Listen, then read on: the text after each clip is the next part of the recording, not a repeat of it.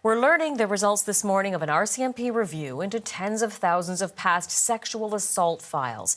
And the force has uncovered what it calls consistent deficiencies in how the cases were handled. The review was in response to a 2017 Globe and Mail investigation. And it has now led to a number of new charges being laid. Catherine Tunney has more. The RCMP says some Mounties weren't doing their jobs properly investigating sexual assault investigations.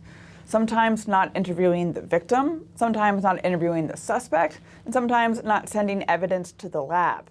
These findings come out of a review of more than 30,000 of the RCMP's past sexual assault investigations.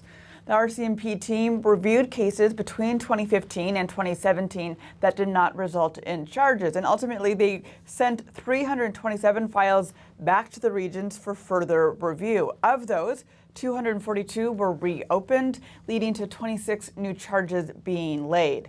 It's not a surprise for those who work on the front lines of victim support services. Those findings would be consistent with what we see on the front line every day in supporting survivors that actually want to involve the police in investigating their sexual assault. And so what we end up doing most of the time is having to advocate with the police in order for them to follow their own policies and procedures, such as conducting a proper investigation. The RCMP says it will update its training and procedures going forward, but not everyone is convinced. I don't expect that the RCMP has learned anything through this process, actually. I think that the public relations within RCMP is very effective. I don't expect that there's been any learning that's actually going to reach the frontline patrol officers.